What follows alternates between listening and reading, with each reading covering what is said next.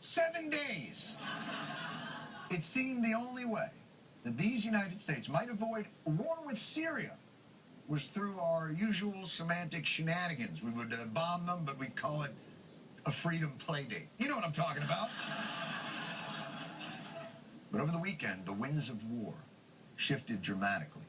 After days of negotiations, the Secretary of State John Kerry and Russia's top diplomat have reached an agreement that could end Syria's chemical weapons program. They sealed a deal in Geneva, one that could leave Syria with no chemical weapons by the middle of next year. I can't believe it.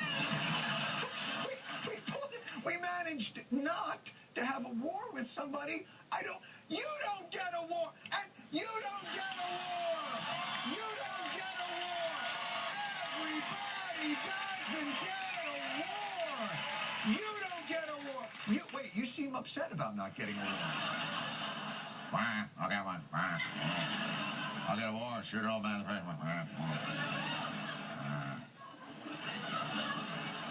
So we get to take Assad's chemical weapons. We don't have to kill anyone.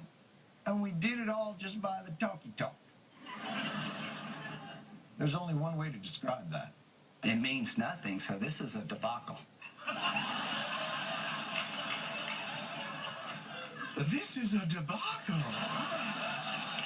I have not seen a disaster such as this since I arrived at the Beauregard Cotillion with a magnolia in my hair when everyone else was wearing orchids. I mean, talk about debacle. Oh. Graham, why can't you take no war for an answer? The reason I wanted to strike Assad is to punish him. I wanted to see him squirm. I wanted to tie Assad up and spank his taut Syrian. Oh, I'm getting the vapors. I must be, oh Lord. Anyway, you can read all about it in my new book, 50 Shades of Graham.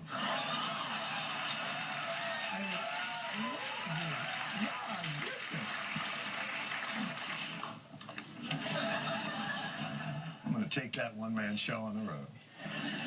Well, Lindsey Graham isn't alone in feeling that this successful use of diplomacy to achieve our goal is the worst defeat in American history.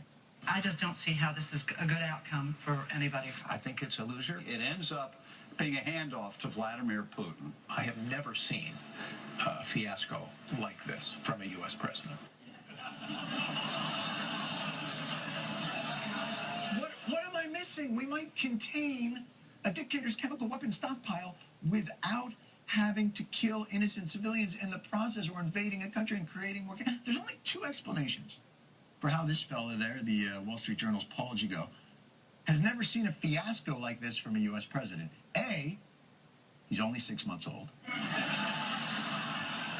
He's one of them, what do you call it there, them Benjamin Button type dudes. I've never seen anything like this, because I'm a baby.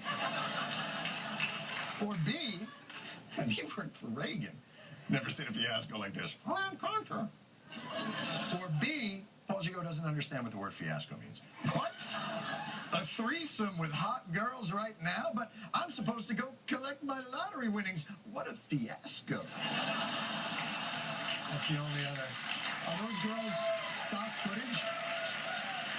Listen to me.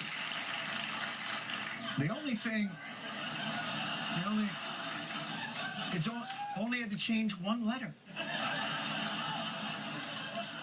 The only thing that they like less than that we're not bombing now is that we might not bomb.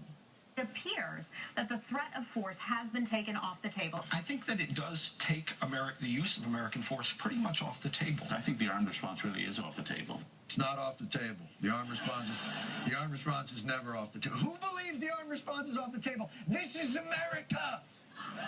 Have you seen the table? But look, those are are the people who actually wanted to bomb Syria and were somewhat disappointed. You can see why they're upset. What I don't understand is why some of the people who didn't want to bomb Syria are now also upset we're not bombing Syria.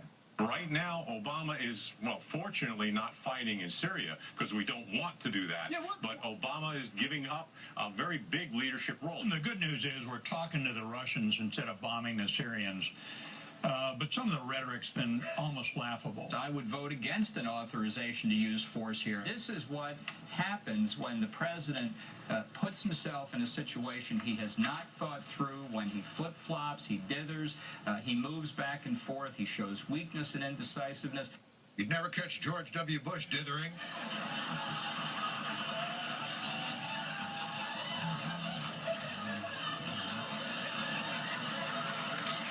You never catch George W. Bush dithering his way into non-confrontation. You know? These guys prefer Bushes. You know, the international diplomacy is like a glory hole. You just stick it in, and you worry about the consequences later.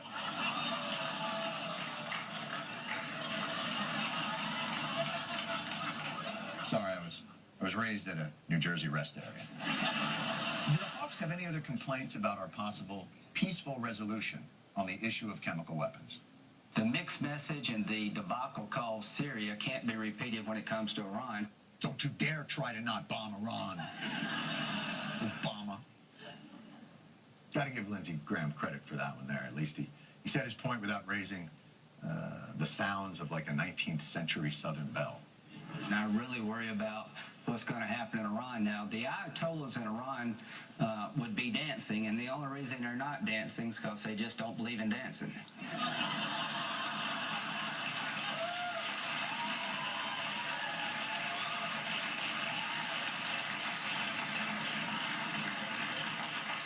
And I say to you, good sir, you can't trust a gentleman who doesn't enjoy taking to the floor for a stately quadrille. We'll be right back.